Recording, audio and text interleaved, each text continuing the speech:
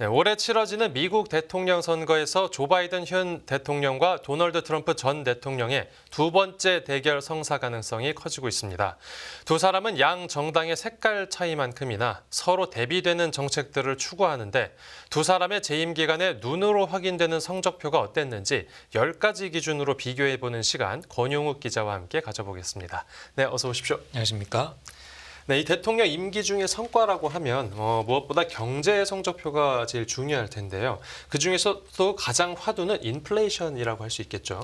네, 이 물가 성적표를 확인하기 전에 두 대통령의 경제 정책들을 간단히 한번 살펴볼 필요가 있겠는데요. 네네. 팬데믹과 그에 따른 경제 충격에서 벗어나기 위해서 지난 2020년에 두 가지 큰 경기 부양책이 의회를 통과한 바가 있습니다. 예. 모두 트럼프 대통령이었을 텐데요. 그 뒤로 2021년 바이든이 재직할 당시에 또 한 차례 큰 경기 부양책이 한 번 더 있었는데요.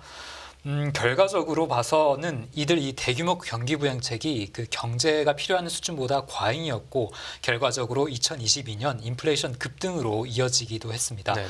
물론 이런 경기 부양책들이 미국 경제가 회복하는 데 큰 역할을 한 것도 사실인데요. 다른 선진국과 비슷한 시기에 2022년에 미국도 인플레이션 급등을 겪었습니다. 네.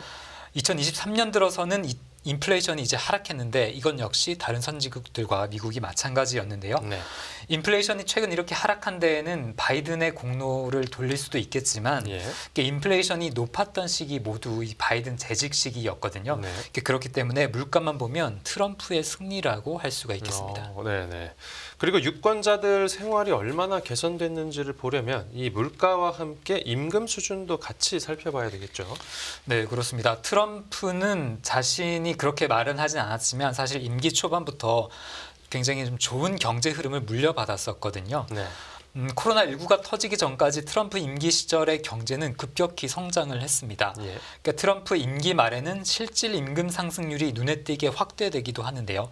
사실 그런데 이것을 트럼프의 공으로 돌리기는 좀 어렵습니다. 왜냐하면 팬데믹 이후에 어떤 노동시장의 고통스러운 변화에 따른 것이기 때문인데요. 네. 저소득 근로자들은 고소득 근로자들보다 일자리를 잃을 가능성이 팬데믹 때보다 훨씬 컸습니다. 그렇기 때문에 바이든 정부가 들어서면서는 미국인이 이제 대규모로 노동시장에 복귀를 하게 되는데요. 명목 임금 상승률은 계속 높은 편이었지만 인플레이션으로 실질 임금 상승률이 좀 낮아지는 모습을 확인을 할 수가 있습니다. 예. 그러니까 팬데믹 이전부터의 추세를 고려하면 바이든 시기의 성과는 트럼프 시기에 거둔 성과의 연장선으로 좀 볼 수가 있겠는데요. 네. 그렇기 때문에 이런 그 임금과 관련해서는 무승부라고 볼 수 있겠습니다. 네. 또 임금과 함께 중요한 경제 지표가 고용률입니다. 이것도 코로나 팬데믹 시기부터 조금 큰 변화가 있었죠. 네, 그렇습니다. 이 고용도 코로나19가 시작된 지난 2020년이 좀 변곡점이었다고 할 수가 있겠는데요. 네. 많은 유럽 국가들과 달리 미국 정부는 이 근로자의 고용을 유지하기 위해서 회사를 지원하는 대신에 근로자에게 직접 현금을 지원을 했습니다. 그렇기 때문에 미국에서 노동 참여 비율은 낮아졌지만 이게 미국 경제가 유럽보다 훨씬 더 빨리 회복하는 그런 계기가 되기도 했는데요. 고용률이 빠르게 회복하고 높은 수준까지 올라간 바이든의 승리라고 볼 수가 있습니다. 다만 이 팬데믹 기간을 제외한다면 바이든의 근소한 승리다라고 볼 수 있겠습니다. 네, 지금 세 가지 살펴봤는데 아직까지는 이제 1대1이고 두 사람의 임기 중에 연방 재정 상태도 비교해서 보면 어떻습니까? 네, 트럼프 시절을 좀 돌이켜보면 임기 후반에 감세 법안을 좀 통과시켰습니다. 네. 그렇게 되면서 연방 적자의 부담을 좀 가중시켰는데요. 두 대통령 모두 그리고 코로나19 부양책들을 통과시켰다라는 공통점이 있고 모두 재정 적자를 키운 바가 있습니다. 네.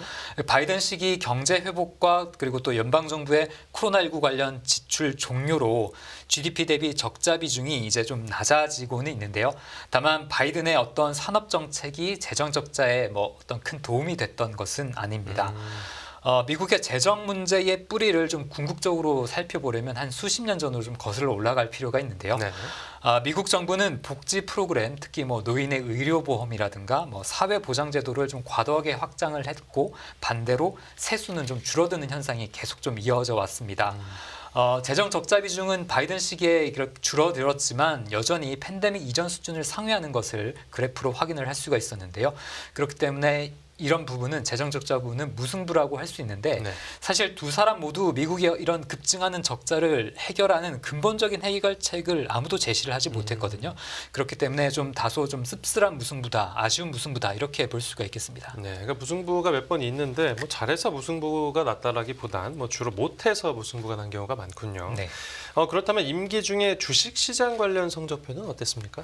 네, 트럼프는 재임 기간에 주식시장을 대통령직의 어떤 주요 성적표 중에 하나로 그렇게 스스로 꼽았습니다. 네. 트럼프 보좌관들이 트럼프의 어떤 특정 행동을 하지 못하게 설득하는 방법이 트럼프에다가 그렇게 하면 그게 증시에다가 악재가 될 수 있다, 증시가 망가질 수 있다라고 말을 하는 거였다고 하는데요. 네. 그만큼 트럼프는 주식시장 신경을 많이 썼는데 S&P 500 지수를 기준으로 보면 바이든 취임 이후에 그 절대적인 지수가 더 높아지기는 했습니다. 예. 하지만 트럼프 취임 이후 첫 1000일 동안을 보면 바이든보다 2배 넘게 상승률을 보인 걸 확인을 할 수가 있는데요. 예.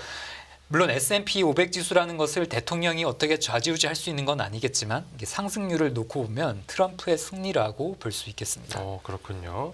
뭐 이제 증시는 트럼프 승으로 판별이 났고 이제 사회 분야로 넘어오면 그 미국에선 총기 사고도 빈번합니다. 네. 이 살인율이 얼마가 됐었는지가 당시 사회의 안정성을 보여주는 지표로도 활용이 된다고요.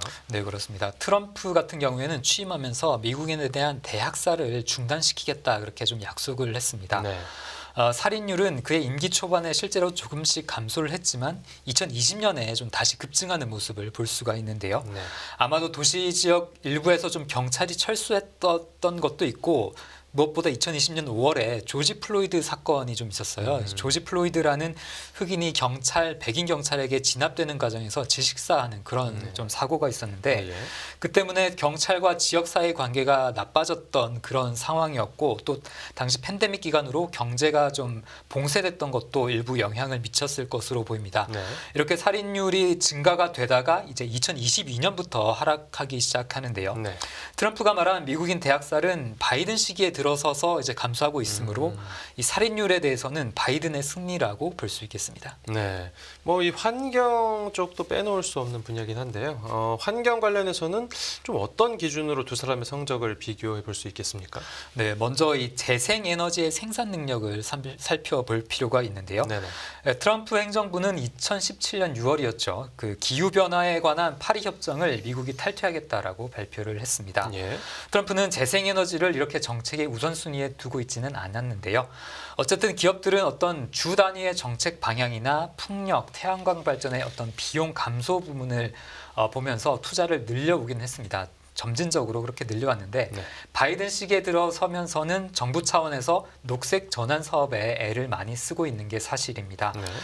바이든이 대통령이 된 뒤로 의회가 기후변화를 다루기 위한 미국 사상 최대 규모의 투자가 포함된 인플레이션 감축법을 통과시켰죠. 네. 이렇게 재생 가능한 에너지를 생산하는 미국의 능력은 차트에서 확인되듯이 2021년에 급격히 좀 늘어났는데요. 이 분야는 바이든의 승리라고 할 수가 있겠습니다. 네. 그러니까 물론 트럼프나 이 공화당은 이런 승패 자체를 인정하지 않을 수도 있는데요. 그러니까 트럼프 같은 경우에는 예를 들어 전기 자동차로의 전환을 지옥으로의 전환이다라고 주장을 또 하기도 했습니다. 네. 그런데 그 바이든 대통령도 생각만큼은 친환경적이지 못했다라는 비판도 많이 나오지 않았습니까? 네, 그렇습니다. 바이든이 이 환경 운동가들이 원하는 만큼 친환경적이지 못하다 이런 비판이 좀 일고 있는데요. 네. 바이든 행정부는 원래 원유 그러니까 석유 감산을 공약을 했지만 최근에는 시추 허가를 좀 늘리는 경향을 보이고 있습니다. 예. 코로나19에 따른 경기 침체를 벗어나는 과정에서 원유 수요가 좀 크게 늘고 있기도 하고요. 네. 그리고 무엇보다 러시아와 우크라이나의 전쟁 때문에 미국으로서는 원유 생산을 크게 늘리지 않으면 유가 급등으로 인플레이션을 재차 좀 자극할 수가 있거든요. 그렇기 때문에 바이든 시기 들어서 원유 생산량이 계속해서 늘고 있는데 네. 뭐 이런 정책은 어찌됐든 좀 실용적인 차원이라고 볼 수가 있겠습니다. 일단 이 원유 생산량 대결에서 바이든의 승리다라고 좀 볼 수 있겠습니다. 네. 그리고 불법 이민자에 대한 정책도 이 두 정부가 확연하게 차이가 나죠. 네, 그렇습니다. 차트를 보시면 미국 서남부 국경선에서 발견된 이렇게 불법 이민자들의 숫자를 좀 확인을 할 수가 있는데요. 네네. 이 숫자는 미국 경기가 좋을 때 상승하는 경향이 있습니다. 그러니까 트럼프 행정부는 코로나19가 끝난 뒤에도 어떤 강력한 보건 공중 보건 조치를 시행을 함으로써 네. 이 남서부 국경을 넘는 이민자를 좀 신속하게 추방을 할 수가 있었는데요. 네. 그러니까 반대로 바이든 시기에는 이 불법 이민자가 좀 급격히 늘어나는 것을 확인을 할 수가 있습니다. 국경 근처에 거주하지 않는 민주당 당원 또는 민주당 지지자들은 공화당 쪽이 말하는 어떤 국경 지역의 혼란에 대한 현실을 인식하지 못한다라는 좀 그런 얘기들이 좀 많았는데, 네. 그러니까 최근에는 민주당 소속 시장들이 있는 대도시, 그러니까 뭐 뉴욕이나 시카고 같은 곳으로 이민자들이 좀 최근에 많이 빠르게 몰려가고 있거든요. 네. 그렇기 때문에 민주당 내부에서도 이민자 정책과 관련된 내용이 좀 일고 있는데, 이렇게 불법 이민자와 관련된 부분에서는 트럼프의 확실한 승리라고 할 수 있겠습니다. 네, 그렇군요. 지금까지 9가지 차트를 보면서 두 대통령의 성과를 비교해 봤는데 가장 중요한 차트 하나가 남았다고요? 네, 그렇습니다. 지금까지 9가지의 차트로 볼 때 무승부가 2번 있었고, 이제 바이든 4승, 트럼프 3승 좀 이렇게 좀 혼전을 보이고 있는데요. 네. 마지막으로 볼 게 좀 가장 중요한 지지율 차트입니다. 예. 그 바이든의 현재 지지율은 트럼프가 같은 시기에 재직할 당시보다 훨씬 낮다는 것을 눈으로 확인을 할 수가 있는데요. 이런 배경에는 처음 말씀드린 인플레이션 같은 경제 문제가 가장 큰 원인으로 지목이 됩니다. 예. 특히나 이 러시아와 우크라이나 전쟁에 좀 수많은 예산을 쏟아붓고 있는데도 전쟁이 좀 해결될 기미를 보이지 않고 있죠. 특히 이런 지정학적 요인이 재차 인플레이션 우려를 자극하고 있기도 합니다. 네. 또 미국 유권자들이 바이든의 나이 때문에 좀 지지를 하지 않는 그런 경향도 분명히 있는데요. 81세인 바이든이 세계에서 가장 힘든 직업이라고 할 수 있는 미국 대통령직을 4년이나 더 할 수 있을까 좀 의구심을 보내는 게 사실이고요. 예. 지난달에 JP모건에서 좀 재밌는 보고서 하나가 나왔는데, 바이든 대통령이 출마를 포기할 것이라는 전망 보고서를 내놓았습니다. 예. 낮은 지지율과 건강 문제 때문에 출마를 포기할 것으로 봤는데요. 네. 바이든의 이 몇 안 되는 경제 성과 중 하나인 고용률 역시 어떤 코로나19 백신 보급이나 이 미국 경제의 재개방과 시기적으로 좀 일치했기 때문이라고 JP모건은 좀 평가 절하를 하기도 했습니다. 네. 슈퍼 화요일이라고 불리는 이제 3월 5일이 지나면 바이든이 이 출마 포기를 발표할 것이다라고 JP모건이 전망을 했는데, 네. 이런 전망이 실현되는지도 한번 지켜봐야겠습니다. 네, 알겠습니다. 오늘 취재 파일은 여기서 마무리하겠습니다. 잘 들었습니다. 감사합니다.